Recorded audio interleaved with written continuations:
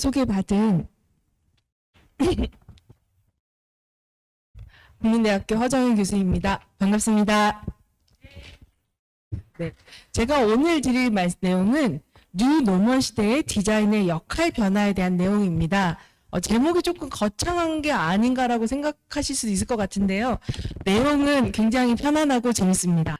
먼저 저희가 코로나 때문에 굉장히 많은 변화가 있었고 저희가 지금 온몸으로 경험하고 있는 것 같아요. 그래서 저는 그 온몸에 일어나는 변화를 의식주, 공동 이 5가지로 한번 생각을 해봤습니다. 의식주는 굉장히 익숙하게 잘 아실 것 같고요. 공이라고 하는 거는 함께하는, 그러니까 꼭 사람뿐만 아니라 반려동물이라든가 내가 누군가의 나의 삶을 공유하는 부분에 대한 얘기고, 동은 활동을 의미합니다. 그러면 그러니까 의식주 같은 경우에서 굉장히 우리가 옷 같은 경우에 저 사실 올해 들어와서 옷을 체육복만 샀던 것 같아요.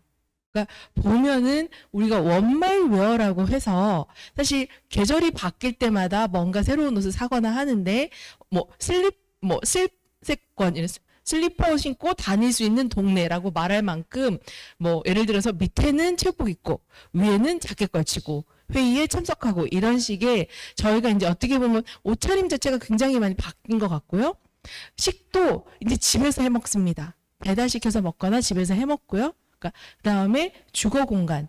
예전에는 작은 공간이 좋다, 효율적이다고 얘기를 했다가 점점 공간, 더 넓은 공간, 그리고 내 주거 공간의 안락함에 대한 관심이 더 커지고 있습니다. 공이라고 얘기했을 때 여러 가지 측면이 있겠지만 가장 좀 주목할 부분은 펫 이코노미인 것 같습니다. 그러니까 집에 오래 있으니 요즘 보면 이런 얘기도 제가 사실은 재미있는 그림들이 되게 많은데 저작권 때문에 어떻게 처리할지 좀 고민하다가 일단 다 빼고 왔어요. 이 부분은 조금 양해 부탁드립니다. 근데 보면 커뮤니티에 가면은 코비드 때문에 좋은 건 우리 집 고양이뿐 이런 식으로 나는 집사네 이런 식의 얘기 굉장히 많이 올라오고 있어요. 그러니까 집에 있으니 더 반려동물에 대한 필요성이나 케어가 더 많아지고 여기에 대한 매출도 급격하게 올라가고 있습니다. 비대면 이렇게 말씀을 많이 하는데 저는 여기 하나를 더 보태고 싶은 것 같아요. 디지털 대면. 그러니까 비대면이라는 건 얼굴을 안 보는 거잖아요. 그런데 사실 저희 줌 미팅을 하면 얼굴 보면서 하고 있는 것 같아요. 그건 비대면이라기보다는 디지털로 얼굴을 본다라고 해석하는 게 더 맞지 않을까라고 생각을 하고, 이렇게 해석을 한다면 저희는 새로운 디지털 트랜스포메이션 세계를 거대하게 실험하고 있는 그 시점에 와 있는 것 같습니다. 제가 먼저 좀 또 하나 말씀드리고 싶은 부분은 비가역적인 변화라는 개념을 설명드리고 가고 싶어요. 우리가 처음에 저는 한 2월, 3월만 하더라도 언제 여름 되면, 그때는 사실 학회를 코펜하겐에 제가 가기로 되어 있어서 여름 되면 코펜하겐 가야지, 여름 되면 괜찮아지지 않을까? 이러면서 굉장히 기대를 했지만 아시는 것과 같이 온라인으로 했습니다. 그래서 처음에 우리가 알고 있던 2020년 1월 전의 일상에서 우리가 암흑기로 들어갔다고 생각을 했어요. 그런데 제가 언제가 될지 모르지만 다시 어느 분기점에서 이 상황이 끝난다고 하더라도 사실 제가 회색, 암흑이라고 쓴 거 보고 파랗게 변화시킨 내용들이 있는 것 같아요. 이건 뭐냐 하면은 처음에 저희가 1학기만 하더라도 온라인 강의할 때 저희가 학생들 불만은 어떻게 많을까, 더 충실한 수업을 할 게 얼마나 고민할까, 특히 이제 대학교 같은 경우에는 다들 아시는 등록금 문제부터 시작해서 많은 이슈들이 있었습니다. 근데 요즘 저희가 이제 마지막에 설명드릴 내용으로 설명을 드릴 건데, 저희가 설문을 해보면요, 온라인 수업이가 좋은 것 같아요. 그리고 실제로 저희 2학기 때 수강 신청을 할 때 이론 수업의 온라인 강의는 100% 온라인 강의가 가장 경쟁률이 치열한 강의였습니다. 그러니까 우리가 어떻게 보면 이 방식 편한데라고 느껴진 부분이고, 한번 편하다고 생각하면 아마 이 방식에서 저희가 새로운 진화가 시작될 것 같아요. 그래서 저는 그러니까 우리가 다시 코로나가 끝나도 되돌아가지 않을 우리 삶의 어떤 변화가 우리에게 가장 큰 기회고, 지금부터 이 기회를 놓고 유심히 봐야 된다라고 생각합니다. 그래서 이제 여기까지가 그래서 왜 디자이너가 필요한가를 말씀드리려고 하는데요. 먼저 디자이너를 한번 좀 정의를 해보고 가려고 합니다. 디자인이라는 말의 어원은 그 둘 다 라틴어의 데지그노라고 하는, 그러니까 계획하다, 의도하다라는 말과, 혹은 데지나레, 그러니까 저기에는 분리하면은 분리하다 혹은 기호라는 말의 두 가지 말을 어원으로 가지고 있습니다. 해석해 보면 디자인이라는 건 보통 우리가 디자인 그러면 그림 좀 잘 그리겠구나, 그림 그리는 것, 시각적인 것, 이렇게만 생각을 많이 하는데요.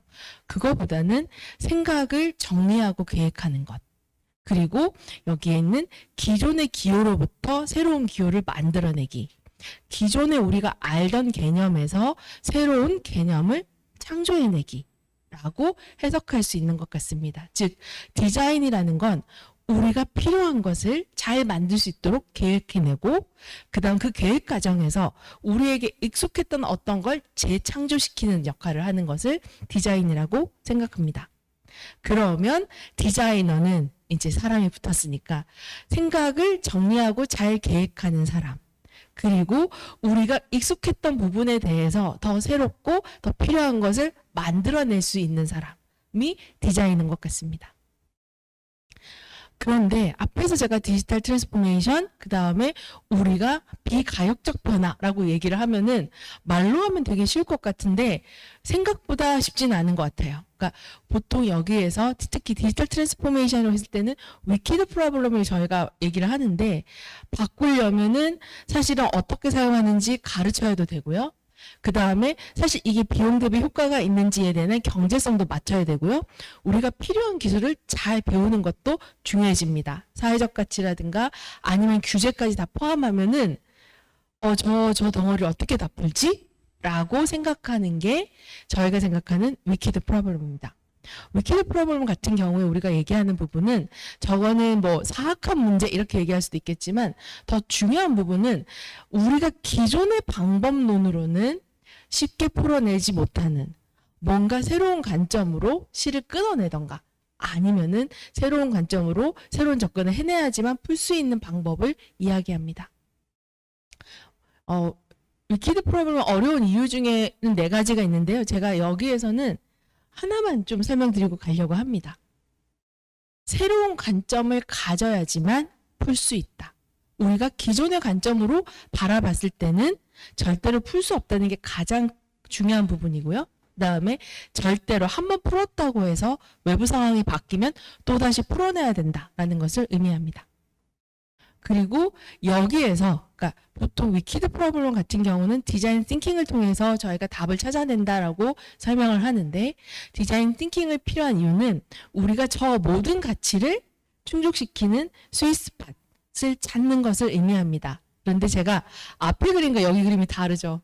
사실은 개념적으로 스위트스팟이 있을 것이라고 생각하지만 실제 그림은 저렇게 예쁜 그림 나오지 않습니다. 저런 공간이 존재하지 않은 상태에서 저런 공간을 어떻게 만들어낼까가 디자이너의 숙제가 됩니다. 그리고 우리가 가장 익숙한 디자인 띵킹 같은 경우에는 우리가 더블 다이아몬드 방법론을 통해서 많이 풀어가고 있습니다. 제가 그리고 이런 방법을 통해서 결국 솔루션을 찾을 것이고요. 그 다음에 더 중요한 부분 중에 하나는 우리가 문제를 정의하는 것 같아요. 그러니까 지금 현재 불편함을 느끼는, 그리고 제가 공감의 어떤 라디어스라고 얘기를 하는 게, 처음에 굉장히 작은 문제처럼 보이는데 저는 불편해요. 그런데 이 나의 느끼는 불편함을 그냥 보내버리지 않고 주변의 다른 사람도 불편하지 않는지, 함께 해결해서 적용할 수 있는 답이 있을지라고 해서 공감의 라디어스를 넓혀갔을 때 우리는 새로운 혁신을 일으킬 수 있는 것 같습니다. 그래서 제가 그냥 최근에, 그러니까 너무 어려운 문제를 풀어야 되는 거 아니야? 이렇게 생각하기보다는 우리가 이번 코로나를 지내면서 한 번쯤 다 생각해 보셨을 것 같은 문제들을 좀 가지고 와서 어떻게 접근하는지를 먼저 예제로 말씀드리려고 합니다. 코비드 관련 정보를 한눈에 보고 싶어요. 굉장히 처음에 코로나가 그러니까 막 창궐하기 시작했을 때 코로나 나우, 이 지금 굉장히 더 예뻐졌는데 이 시스템은 중학생들이 만든 시스템입니다. 중학생들이 코딩을 배워서 이거 내가 만들 수 있을 것 같아. 사람들한테 도움이 될 수 있을 것 같아. 시도해보는 데서부터 우리 디자인의 가치가 일어나는 것 같습니다.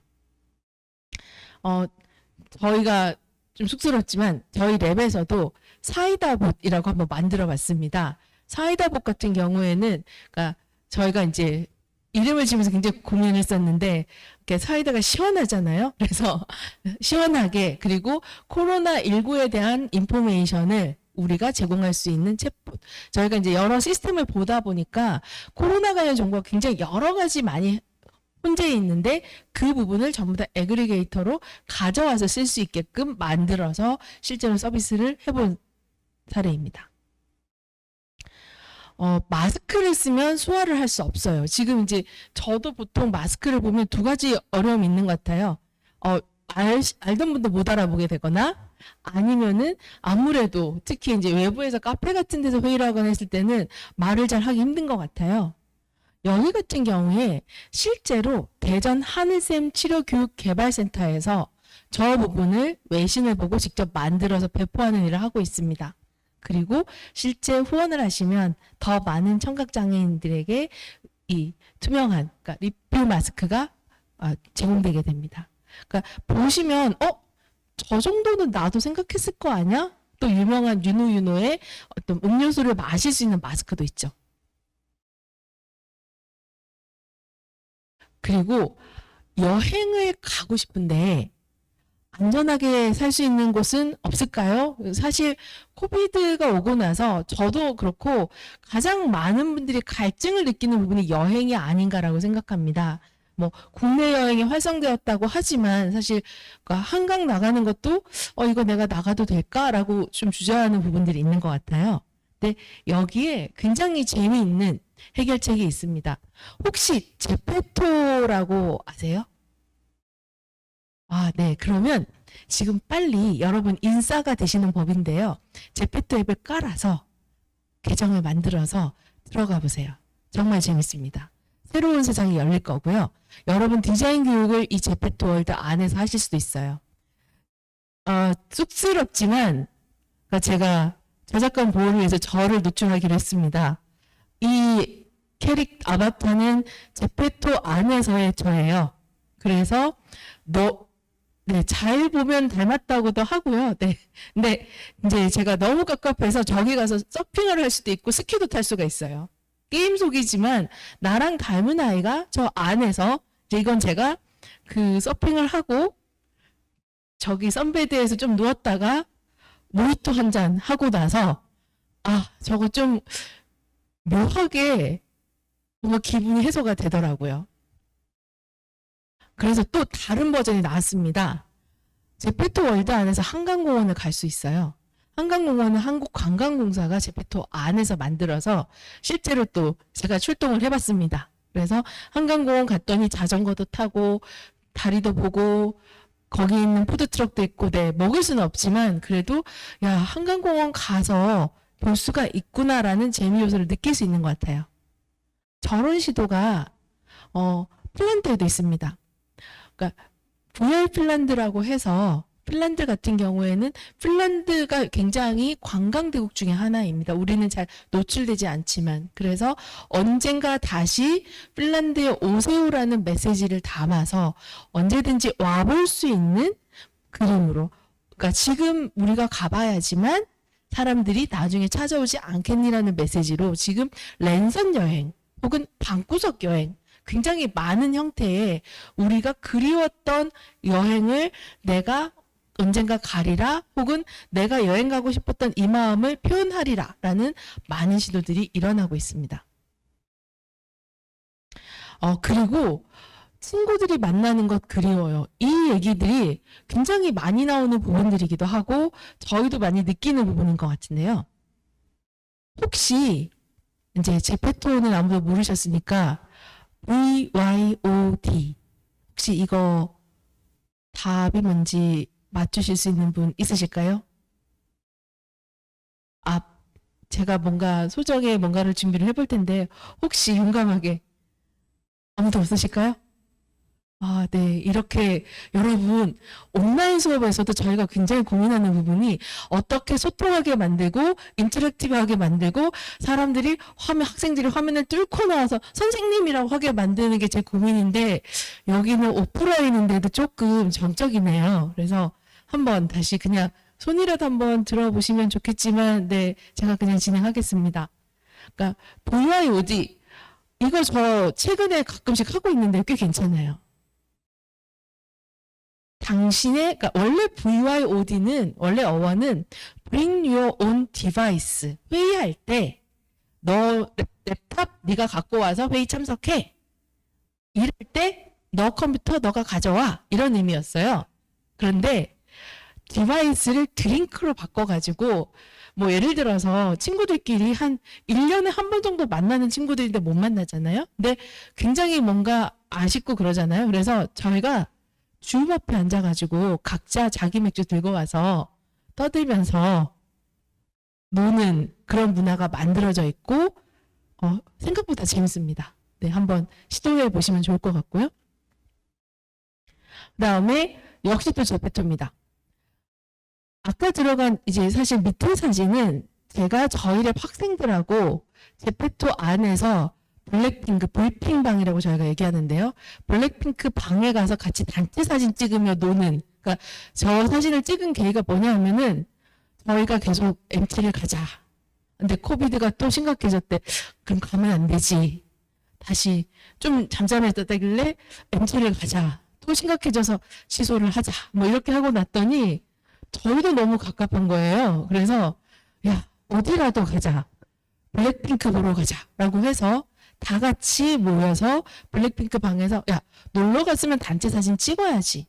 라고 한 부분이에요. 근데 생각보다 여러분들이, 그러니까 우리가 온라인에서 만날 수 있는 다양한 방법들이 지금 만들어지고, 그다음에 제가 생각할 때는 여기가 굉장한 기회가 되고 있는 것 같습니다. 한번 주목해 보시는 거 필요할 것 같고요. 그다음에 온라인 교육의 플랫폼으로도 확장될 가능성이 많이 보이는 것 같습니다. 여기에서는 몇 명끼리 나와서 또 사진 찍고 놀고, 네, 이런 식의 일들을 하고 있습니다. 자, 그리고 온라인 수업 시간에 손을 흔들어도 잘 보이지 않아요. 이 얘기들 굉장히 많이 하고 있는데, 저희는 수업 시간에 그러니까 일종의 콘테스트 같은 걸 했어요. 저희가 줌을 사용해서 저희가 배경화면 콘테스트, 우리가 질문이 있을 때 배경화면을 빨리 바꿀 때 어떤 화면을 들었을 때 가장 내 눈에 잘 보이는지 가져오면 뭐 어워드를 주고 이런 식으로 참여도를 높이는 방법을 저희가 연습을 했어요. 근데 네, 나름 1등한 제 사진을 좀 전에 찍었습니다. 그러면 이제 쌤 저요 그러면 너 질문 있구나. 왜냐하면 저희가 온라인, 그러니까 아까 디지털 대면이라고 말했을 때는 인터랙티브한 부분이 굉장히 중요합니다. 근데 그 인터랙티브한 부분을 찾아간다라는 게 기술이 나오고 뭔가 AI가 나오고 하지 않아도 지금까지 말씀드렸던 모든 예제들은 우리가 아마 다들 공감하셨을 것 같은 어떤 어려움들을 조금만의 실행력이 있으면, 그러니까 해결이라고 말할 수는 없지만 조금의 대안은 찾을 수 있는 사례들에 대한 얘기들입니다. 그리고 이건 저희가 이제 뭐 밑에 예제는 말씀을 드리면 저희가 조금 아이디어를 만들어 보고 있어요. 지금 저희가 진행 중인 연구라 일부만 가져왔는데, 예를 들어서 지금 있는 온라인 화면이라든가 아니면 질문이 있을 때 소통할 때 UI를 어떻게 바꾸면 좋을까, 이런 부분이 지금 굉장히 활발하게 연구가 이루어지고 있고요. 그다음에 이런 연구가 중요한 부분 중에 하나는, 저는 사실 오늘 여기에서는 말씀을 안 드렸는데 코비드 세대라는 부분에 대해서 아마 향후에 따로 연구가 될 것 같습니다. 예를 들어서 코비드 세대라고 하는 제가 지칭하는 세대들은 유치원이나 아니면 초등학교 1학년을 코비드와 함께 보낸 세대를 의미합니다. 보통 중학교, 고등학교, 대학교만 가더라도 이미 친구가 만들어져 있고 어느 정도 사회성이 만들어지기 시작하는데, 생각해보면 아이들이 가장 먼저 지금처럼 핵가족화되어 있는 상황에서 유치원이나 초등학교에서 친구들을 만나고 노는 법을 배우고 소통하는 법을 배우는데, 그때 줌으로 사람들이 친구를 만나기 시작합니다. 아마 저희가 한동안 한 10년이 넘은 것 같은데요. 디지털 네이티브라는 얘기가 많이 나왔는데 코로나 네이티브라고 하긴 너무 이상하지만 어떤 특정한 새로운 친구들이 또 저희가 등장될 것 같습니다. 그러면 제가 오늘 말씀드리려고 했던 가장 큰 부분을 이제 많이 예제를 드렸는데요. 우리가 사실 코로나 때문에 코비드 때문에 많은 것이 변하고 일부는 우리가 우울하다라고 말할 수 있습니다. 하지만 중요한 것은 그럼에도 불구하고 모든 변화는 기회를 가지고 오고 그 기회 중에 가장 중요한 것은 사용자이다. 사용자의 어떤 공감을 찾아내는 게 기회를 찾는 가장 기준점이다 라고 말씀을 드리기 위해서 가장 쉬운 예제들부터 제가 가져왔습니다. 그래서 첫 번째 시작은 공감인 것 같아요. 근데 공감이라는 말이 굉장히 쉽지만 사실은 생각보다 쉽지 않은 말일 수도 있는 것 같아요. 왜냐하면 제가 해석하기에는 공감은 보고 생각하는 거예요. 그냥 나 저 말에 공감해가 아니라 내가 유심히 봤더니 여기는 나는 이게 불편한데 이렇게 하면 바꿀 수 있을 것 같아. 나처럼 불편을 느끼는 사람이 또 있을 것 같아. 나는 불편하지 않지만 만약 어린이가 여기 고객이 된다면 불편할 것 같아. 라는 식의 여러 생각을 하면서 보는 게 공감의 시작입니다. 그리고 공감은 말씀드렸던 새로운 기회의 가장 큰 출발점이 됩니다. 그래서 이 부분은 제가 짧게 넘어갈 건데요. 그래서 공감하고 그다음에 코넥트, 연결하고 연결하는 이유는 우리는 혼자서 문제를 해결할 수는 없는 것 같아요. 특히 지금처럼 융합 시대에는 우리가 뭐 디자이너라고 하더라도 개발자라든가 아니면은 실제로 전략가라든가 아니면은 우리가 정책을 하시는 분 여러분들이 모여서 문제를 해결해야지만 풀어갈 수가 있게 됩니다. 그리고 마지막에 사실 앞에서 보여드렸던 많은 예제들이 메이크, 공감과 메이크에 집중되어 있는 문제들입니다. 다들 한 번쯤 느꼈었을 것 같은 문제들을 저렇게 뚝딱뚝딱 해볼 수 있는 게 있잖아. 그러면 나도 생각만 하지 말고 조금씩 움직여 볼까? 라는 것이 제일 중요한 포인트입니다. 그러면은 지피지기 백전불태. 그러니까 우리가 적을 알고 나를 알면 절대 지지 않는다 이렇게 표현하는 건데요. 그러니까 지금에서 우리는 우리에게 주어진 주변 환경에서 이제 디자인의 역할 변화라고 말씀드렸으니 디자이너는 어떤 역할을 해야 될까라는 것을 한번 들려보려고 합니다. 먼저 그러니까 지금 디자이너에 대한 그러니까 역할 자체가 변화된 지 굉장히 오래된 것 같습니다.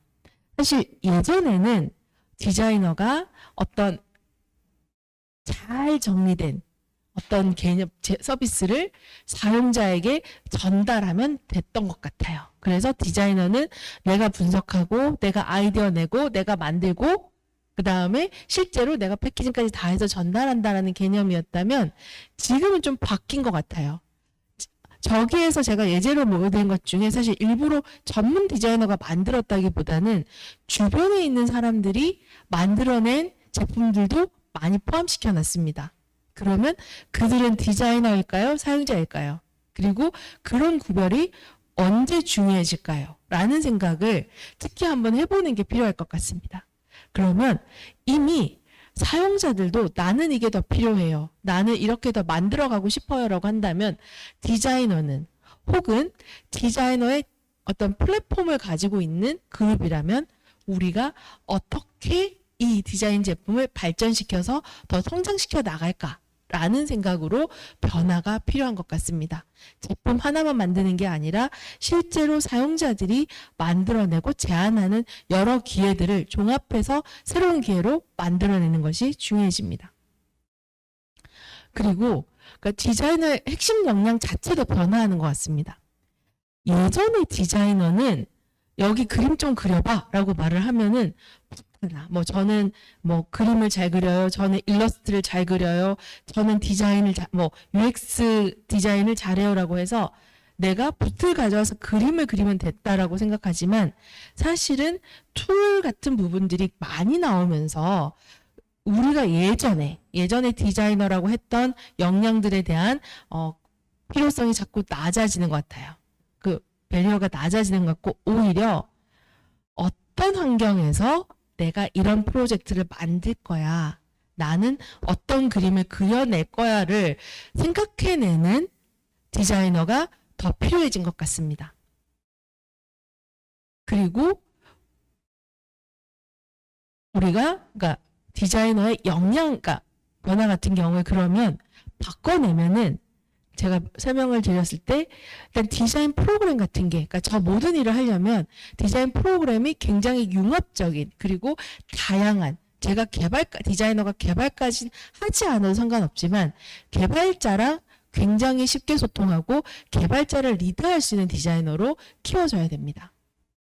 그리고 예를 들어서 우리가 규제 혁신이 필요하다면 규제를 어떻게 바꿔야 될지도 제안할 수 있는 디자이너로 성장시켜야 됩니다.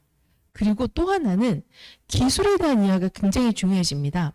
기술을 내가 사용해야 된다. 뭐 예를 들어서 AI를 만들면 디자이너가 파이썬을 배워야 되나요? 이런 얘기보다는 기술의 존재를 알고 기술의 특성을 정확하게 이해하고, 그래서 전략적인 생각, 이 기술을 가지고 그러면 우리가 뭘 더 해볼 수 있을까를 생각하는 방식의 접근이 필요한 것 같습니다. 제가 그러니까 그럼 좀 약간 모호한 말이니까 저게 무슨 말이야 이렇게 생각하실 수 있을 것 같아요. 사실 이 부분은 저희 랩에서 지난주에 전시회를 했습니다. 사실 저는 공대 나왔고요. 지금 말씀드리지만 저희 학생들도 디자인학과 출신만 있는 건 아니고 굉장히 여러 전공이 모여있는 랩입니다. 이 그림 제가 그렸습니다. 네, 어떻게 그렸는지 말씀을 드리려고 하는데요. 저희가 사실 지난주에 한 전시회 포스터입니다. 그러니까 인간과 AI의 공진화, 그 다음에 끝없는 욕망. 그러니까 이게 무슨 말이야? 이렇게 생각하실 수 있을 것 같은데요. AI as a service라는 말은 많이 들어보셨을 것 같아요. 이게 무슨 서비스고 이제 AI를 툴처럼 사용할 수 있고 그럼 쓰면 되나 보다라고 하지만 실제로 써보거나 시도하시는 노력은 별로 안 하신 것 같아요. 그래서 저희는 저희 학생들 데리고 한 학기 동안 열심히 해봤었어요. 그래서 그냥 뭐 여담으로 설명을 드리면 그래서 저희가 이게 발자국에다가 저희가 뭔가 첫 시도를 하면 꽃이 피리라 뭐 이러면서 굉장히 직설적인 표현으로 한번 만들어 봤는데요. 이 그림 같은 경우에는 저희 학생이 이 그림의 제목은 내 마음속의 아프리카입니다. 그러니까 이 그림을 사용한 방식은 아마 여기서부터 아실 거예요. 스타일 트랜스퍼, 구글 딥드림 이런 툴들이 많이 나오고 이거 필터일 뿐 아니야? 라고 생각하실 수도 있을 것 같아요. 그런데 이걸 디자이너가 필터일 뿐이야, 재미나는 놀이일 뿐이야 라고 접근하기보다는 이걸 가지고 우리가 새로운 화풍을 만들어 볼까? 라고 접근하고 어떻게 해야 새로운 화풍이 나올까라고 하는, 그러니까 창작성에 대한 툴로 사용했을 때 저희는 굉장히 많은 새로운 그림 화풍을 만들어낼 수 있었습니다. 이 그림 같은 경우에는 마음의 속도라고 하는 부분인데요. 제가 이제 여기서 조금 자세하게 설명을 좀 드리면 좋을 것 같은데, 혹시 스타일 트랜스퍼 개념 아시는 분 있으세요? 네. 그러면 또 제가 조금 불친절하게 된 것 같습니다. 이 부분은 너무 제가 다시 한번 설명을 드리면 스타일 트랜스퍼라고 하는 거는 그러니까 인공지능, 그러니까 머신러닝이라는 걸 통해 가지고 쉽게 말하면 사진을 찍으면 그 그림처럼 바꿔주는 그런 소프트웨어 툴입니다. 그리고 오픈소스로 다 나와 있어요. 그냥 이렇게 몇 가지만 쓰면 다 쓸 수 있어요. 그러면 저희는 그렇다고 해서 고흐풍 만들래, 뭐 예를 들어서 피카소풍 만들래 이런 거는 재미없잖아요. 그래서 우리만의 화풍을 어떻게 만들어낼까를 고민하면서 저희는 이 그림을 설명을 드리면 이 그림을 그린 작가는 부산에서 올라온 저희 학교 학생이었어요. 그래서 서울에 왔을 때 빌딩 숲을 보고 야, 내가 이 빌딩 숲에서 살아갈 수 있을까라는 생각을 담았던 얘기와, 그런데 좀 시간이 지나면서 야, 여기도 사람이 사는 곳이구나 라는 부분과 야, 나 여기에서 힘차게 뛰어가서 도전해볼래 라는 마음을 그러니까 저희는 아직은 직설적입니다. 표현한 그림인데요. 이 안에 있는 이 빌딩에다가 그 위에서 내려다본 사람들의 어떤 굉장히 많은 사람들이 모여있는 그림들을 빌딩에 합성해서 약간 새로운 화풍처럼 만들어내고 거기에 저희가 또 이미지를 입혀서 화풍을 만들어낸 거예요. 그러니까 제가 이걸 자세하게 설명드리는 이유는 쉽게 여러분들이 그러니까 디자이너가 전략적 마인드를 가지면 된다라는 부분을 어떻게 접근할 수 있는 가장 쉬운 예제인 것 같아서 제가 가져온 내용입니다. 저는 필요하다면 이 부분 같은 경우에는 지역 주민의 교육이라든가 아니면은 다른 여러 교육 프로그램에서 굉장히 쉽게 재밌게 그리고 요즘과 같은 온라인 시대에도 사용될 수 있지 않을까라고 생각해서 한번 소개를 드립니다. 그러면 이제 요 다음에 그러니까 우리가 이제 역할이라든가 역량까지도 얘기했었는데 항상 공부만 하는 건 중요한 건 아닌 것 같아요. 공부했으면 사회에서 기여를 해야 됩니다. 그렇다면 우리가 디자이너의 커리어를 어떻게 고민할까라고 생각했을 때는요. 사실 디자이너는 보통 우리가 프로블럼 솔버였어요. 그러니까 너 이거 해가지고 UX 잘 그려와봐. 우리가 무슨 서비스를 만들 건데 야 우리 펫 이코노미가 굉장히 인기라는데 한번 그려볼래. 여기까지도 이미 정해진 문제를 풀어가는 거예요. 무슨 말씀을 드리고 싶냐면은 우리는 디자이너가 이때까지는 잘 정의된 문제를 보고 풀어라 라고 해왔지만 사실은 아까 제일 처음에 보여드렸던 그 실 덩어리가 묶여있는 데서 이거는 내가 관점을 달리 보면 이런 문제를 풀어내면 될 것 같은데 라고 내가 문제를 정의할 수 있는 디자이너가 되는 게 더 중요한 것 같아요. 그러니까 문제를 풀어내는 사람이 아니라 기회를 보고 이건 이렇게 접근하겠습니다. 제가 봤을 때 필요하다면 규제도 개혁하겠습니다. 필요하다면 기술은 누구를 불러서 협업해서 해결하겠습니다. 라고 그려내는 디자이너가 더 중요한 거죠. 그래서 전략적이고 혁신적인 마인드를 가지고 사실 혁신과 전략까지는 이미 많은 디자이너들이 오시는 것 같아요. 근데 더 중요한 거는 entrepreneurship. 우리가 어떤 기업가 정신까지 가지고 있는 게 더 중요한 것 같습니다. 왜냐하면 두 가지를 얘기하고 싶은데요. 아직도 사실 이제 이 부분에 대해서는 디자인진흥원이 굉장히 큰 역할을 해주고 계시는 걸 알고 있는데 그럼에도 불구하고 아직도 디자이너가 굉장히 기업 내에서 탑 레벨에 올라가 있는 사례는 불충분한 것 같습니다. 왜 그럴까요? 그러니까 우린 디자이너니까라고 말하는 건 아닌 것 같아요. 디자이너니까 더 새로운 생각을 할 수 있지 않아?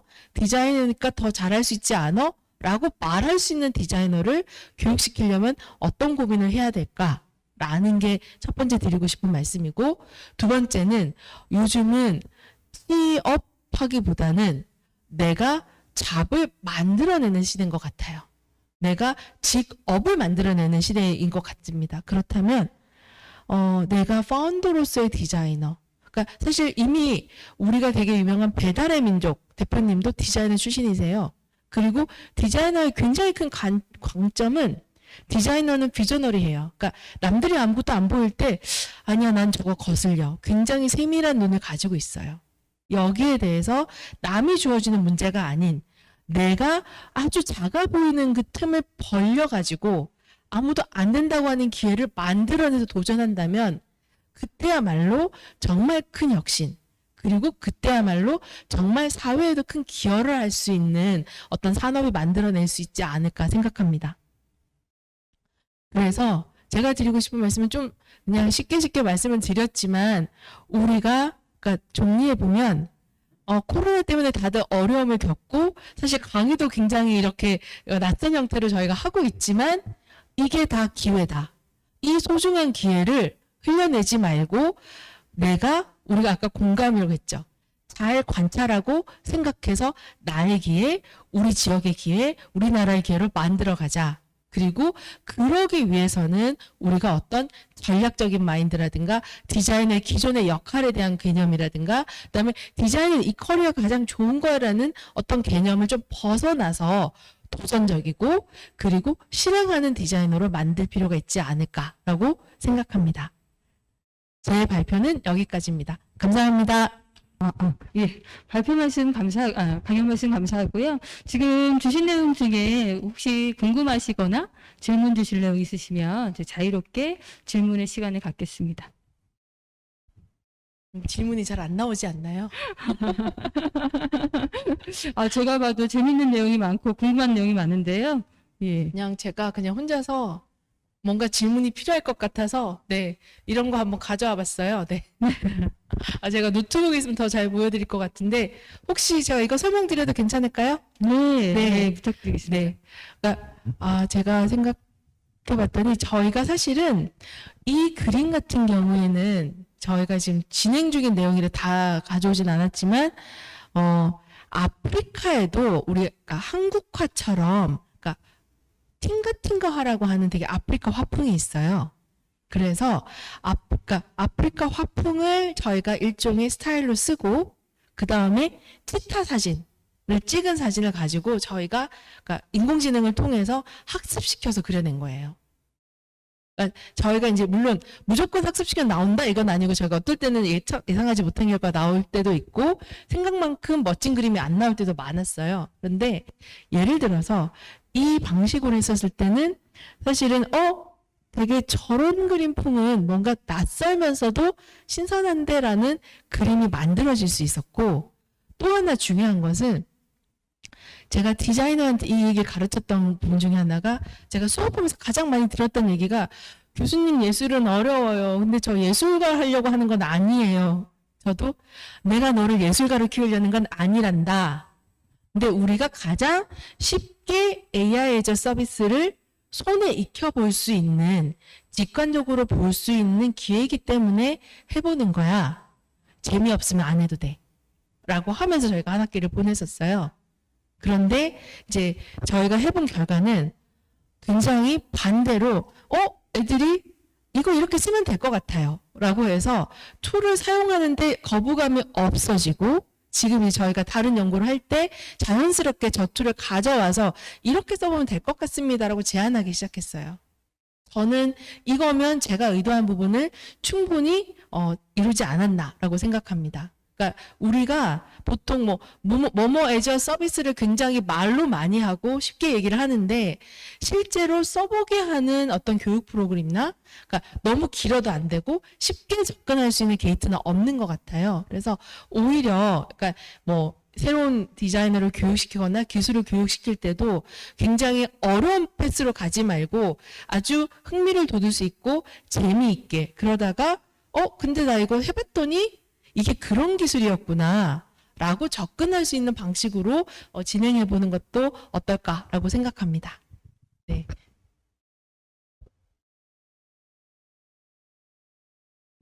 저희 질문 받겠습니다. 아까 저는 기반산업과에 근무하는 원기영이라고 합니다. 네. 예. 아까 제가 크게 이렇게 사실은 묻는 게 아니라 제 의견을 말씀드리고 싶은 건데요. 사회적으로, 일단 강연에 대해서 말씀드리면, 디자인이 저는 일반 행정공무원들이 지금 와서 강의를 듣고 있는데, 디자인이 사실은 그림을 그리는 거다, 이렇게 생각을 했고, 시각적으로 뭘 이렇게 표현해내는 거를 저는 디자인이라고 그동안 생각해 왔는데, 교수님 강의를 들어보니까 어떤 전략적 사고를 하고, 문제점을 정의해내서 거기에 대한, 또 솔루션을 제공하고, 그런 어떤 종합적인 일을 하는 게 디자인이다. 전략적으로 사고를 하는 게 디자인이라고 말씀해 주셔서 새로운 시각을 일단 갖게 됐고요. 좋은 강의 잘 들었고요. 끝에 이제 토를 다는 건 아니고요. 제 생각을 좀 더 말씀드릴 게 있어요. 이게 뭐냐면, 이제 사회적으로, 리더층에 있는 분들이 디자이너가 아니다. 많지 않다라고 말씀하시는데, 좀 동의 못하겠습니다. 네. 예. 왜 그러냐면, 네. 제 단적인 예로, 두 가지 좀 말씀드리고 싶은 게, 일단, 스티브 잡스를 얘기하고 싶어요. 네. 스티브 잡스가 대학을 중퇴하고 친구 위즈메알과 이렇게 창고에서, 이제 창업을 해서 애플이라는 거대한 그 회사를 만들었는데, 나는 저는 잡스가 경영자, 기획자이기도 하지만 디자이너였다고 생각을 해요. 네. 스티브 잡스가 뭐 컴퓨터 기판에 대해서 잘 몰랐고, 이게 메모리에 대해서 잘 알지 못했어요. 근데 어떤 그런 지식만 있었어. 그걸 실제 해내는 사람은, 위즈니아게 있었거든요. 그래서, 스티브 잡스가 이렇게 만들어봐. 아니면 이렇게 대충 그림 그려주고 이렇게 하면, 이렇게 위즈니아게 만들었고, 스티브 잡스가 이제 대학을 중퇴하면서도 대학을 성실하게 다니지 못했어요. 다니지 못했으면서도 열심히 들었던 수업이 캘리그래피 수업을 들었고, 디자인적인 수업이 굉장히 강한 사람이었다고 저는 생각하고요. 또 한 가지, 기아 자동차 얘기를 좀 하고 싶은데요. 기아 자동차, 원래 현대 소나타가 굉장히, 저 중형 차에서는 국내에서 뭐 최고 타고 다니는 차인데, 올해 들어서 기아 자동차 K5에 이제 뒤집어졌거든요. K5가 훨씬 더 잘 팔리고, 베스트 브랜드가 됐는데, K5나, 현대 소나타나 또 같은 프레임을 사용해요. 같은 프레임에서 같은 재료 차대를 공유하고 부품을 공유해서 만들어낸 형제차거든요. 근데 디자인적 요소가 이렇게, 정의선 회장이, 부회장이 피터 슈라라는 디자이너를 고용해서 디자인 경영을 한 거거든요. 그래서 저는, 회사의 어떤 비즈니스나 이렇게 업무를 그리는 사람도 디자이너라고 보고요. 네. 디자인 경영이 성공해서 기아가 이렇게 현대에 많이 뒤져 있었는데 이제 이렇게 넘어설 수 있는 뭐까지 넘보는 이런 회사가 된 것도 디자인의 역할이라고 보고요. 그런 점에서 우리 사회에 또 우리 공무원들이나 이렇게 시장님마저도 이렇게 대전시를 디자인하시는 분이라고 생각해서 그 부분에 대해서는 제 의견을 밝혔습니다. 고맙습니다. 저는 좋은 질문과 지적 너무 감사합니다. 그러니까 약간 부연 설명을 드리면 말씀하신 내용에 정말 공감하고요. 사실 저는 말씀하신 것처럼 오히려 모두가 디자인이 되고 모두가 전략적인 사고를 가지면 좋겠다라는 생각과 그다음에 사실 이 내용을 했었을 때는 그러니까 이거는 제가 생각할 때는 조금 제가 고객을 덜 생각했던 부분인 것 같은데 저희가 보통 디자인 학생들한테 얘기를 할 때는 저 부분이 굉장히 중요했기 때문에 저희가 가져왔던 부분인 것 같습니다. 말씀대로 반대로 누구나 전략적인 사고와 그 다음에 계획을 하고 문제를 정의하는 사람이면 디자이너고 그들에게는 훨씬 더 새로운 기회가 열린다라고 표현해서 만들어갈 수 있을 것 같습니다. 의견 감사합니다. 예, 말씀 감사합니다. 혹시 더 질문, 예?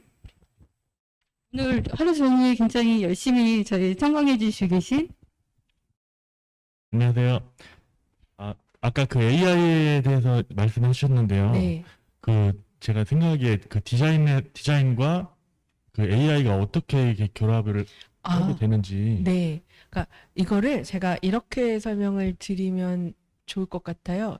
이거를 이제 어디부터 보면 좋을 것 같은데 사실은 지금 인공지능을 그러니까 기존에는 굉장히 반복적인 일을 혹은 빠르게 계산하는 일을 쓰는데 많이 사용됐었어요. 근데 최근에 나오는 많은 접근들 중에 하나가 인공지능을 좀 더 창조적인 데 쓸 수 있지 않을까. 그리고 이미 예를 들어서 시를 만들거나 소설을 쓰거나 그림을 그리는데 적용되기 시작하고 있습니다. 그런데 우리가 창조성을 근원을 어디서 볼 거냐?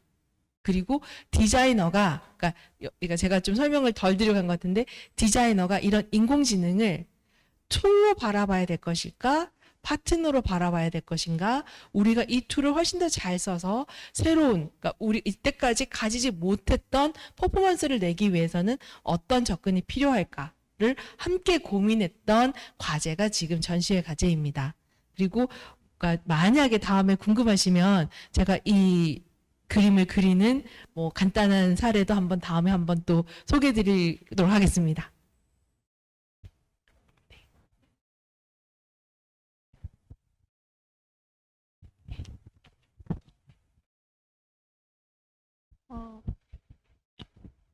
저 질문은 아니고 보충해서 앞에 분이 말씀하신 거에 대해서 이어서 말씀을 드려도 될지 모르겠는데 일단 저는 공무원은 아니고 이제 디자인 관련 공부하는 학생인데 제가 생각할 때 인공지능은 이제 인공지능이 뭐 그림을 그려서 경매에 되게 높은 가격에 팔린 사례도 있고 이제 사람들은 인공지능이 이제 디자이너를 대체하는 게 아니냐 뭐 그런 어떻게 보면 위기감도 많이 느끼고 있다고 생각을 하는데 제가 생각할 때 가장 이제 우리는 사람이고 인공지능 어떻게 보면은 로봇 이제 설계된 그런 기계적인 시스템이라고 말을 할 수가 있잖아요. 그래서 그 제가 본 그림 중에 고흐의 별이 빛나는 밤에와 비슷한 화풍으로 AI가 그린 그림이 있는데 그건 되게 새롭고 창의적인 스타일이었지만 사람들의 관심, 그러니까 사람들이 공감할 수 없는 너무 새로운 디자인이어서 좀 이렇게 외면을 받은 그런 사례를 본 적이 있는데 제가 볼 때 네, 현재 우리의 디자이너들은 에게 필요한 거는 그런 인간적인 관점에서 해석을 해서 접근을 하는 게 저는 중요할 것 같다고 생각을 했어요. 아까 방금 전에 이제 어떻게 하면 우리가 그렇게 AI와 디자인을 결합해서 그런 현재 문제를 해결할 수 있을까라고 말씀을 하셨는데 거기에 대해서 뭐 짧은 답변을 만약에 드리자면 제 생각에는 그런 사람을 이해하고 사람의 관점에서 생각하는 그런 마음과 기술을 결합하면 모두에게 공감을 이끌어내는 디자인이 되지 않을까 생각했습니다. 네, 좋은 의견 감사합니다. 제가 조금만 마무리를 하고 그냥 간단하게 말씀드리면, 그러니까 그러니까 되게 정확한 관점이신 것 같아요. 그래서 우리가 사실은 항상 새로운 기술이 나올 때마다 누구는 직업을 잃고 누구는 기회를 가지는 것 같아요. 그러면 지금 같은 경우에는 이런 새로운 기술을 가지고 혹은 새로운 기회를 가지고 더 빨리 보고 더 빨리 나가는 사람이 기회를 가지는 시대인 것 같습니다. 두 번째는 그렇다면은 이 툴을 내가 어떻게 전략적으로 활용할 것인가, 그리고 거기에 대해서 아까 이제 어떤 건 신선하고 어떤 건 신선하지 않다라고 했는데, 그렇다면 어떻게 만들었을 때 똑같은 툴로 우리가 똑같은 뭐 믹스로 뭘로 만들어도 라면도 똑같이 끓이지만 맛이 다르잖아요. 그런 것처럼 나는 이러한 똑같은 툴을 가지고 새로운 신선한 스토리텔링과 신선한 어떤 결과물을 만들 수 있으면 그때 경쟁력이 생기는 것 같습니다. 질문 주실 분 혹시 더 계실까요? 맞추고 나시니까 질문 굉장히 많이 주시는 그만큼 이제 인공지능과 디자인에 관련된 부분에 많은 분들이 관심이 궁금하신 부분이 많을 거라고 생각합니다. 예.